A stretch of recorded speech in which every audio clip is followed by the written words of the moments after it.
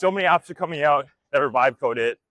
And I think nowadays execution is becoming even more important because it's so much easier to build an app.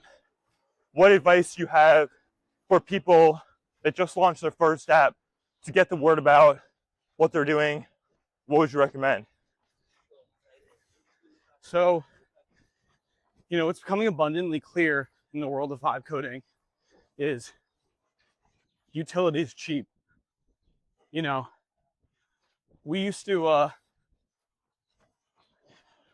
have to spend millions of dollars to build an app or build it yourself, which costs hundreds of thousands of dollars in education.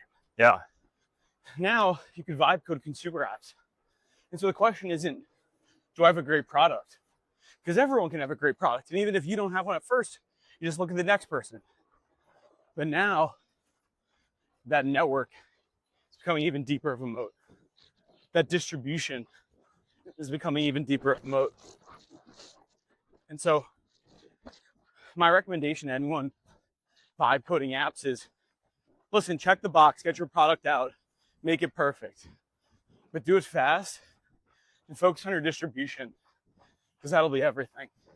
And so speaking to the distribution and kind of community as the moat, something I said about Pepper, you guys have 8,000 reviews with an average of 4.8 stars, which is extremely high. How do you create an app that consumers love? What do you do to make sure that people are still loving it to this day? You launch a ton of really bad product updates until you find one that's actually pretty good. For us, it's just meticulous shipping. It's shipping update after update after update, testing. But really the underlying thread for everything is building updates that you want to use. For us, we never ship something that we don't, at least one of us personally, wouldn't be an avid user of. Because you want to build things not just for your user base, but for yourself. Because it resonates, Yeah. Passion is contagious. When you talk to someone who's passionate about something, you feel it. And the same goes for product. When someone builds something they're passionate about, you feel it as an end user. And so that's really important for us. And so what are you most passionate about with Pepper right now? Can you give us a glimpse of what the next 6 months are going to look like for the company? If you know. Yeah. You never know. But something that I'm really excited about is, the organization on Pepper. We're really excited about being able to organize your recipes efficiently, seamlessly, take out as many of these moments of frustration that you experience in a consumer app, and then just be able to do that with family and friends. There's a lot of excitement around the socialization of food. And so going from just 2 people to 5, what's the transition been like to not only being, a creator, but also being a manager? Yeah. It's a great question. For me, that's actually been the biggest lesson to learn. And I've been talking about it a lot lately with my team, which is, up until now, I had an incredible co-founder, my closest friends in the world. And so, all the credit in the world to what he did to bring this company to where it is. But beyond that, a lot of what we did obviously falls on your shoulders. Yeah. My shoulders. Sorry.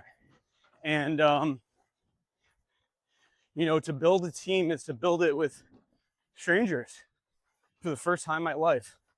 And to rely on those strangers and to put deep trust in those strangers to build something special. And I'm so excited that it feels like I took, 4 leaps of faith and found 4 people that I trust deeply to build our product and, frankly, my first child. It's a really humbling feeling to learn from the people that you brought in. And that's what I'm doing right now. Love to hear it. And what's been your favorite and least favorite experience so far working on Pepper? And how do you balance the 2 different things? Like the highs and the lows of being a founder. Sometimes things not working.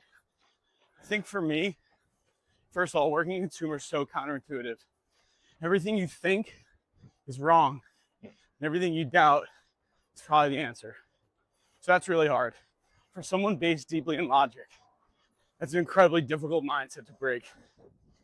But beyond that, the way you combat it is you ride the highs and lows.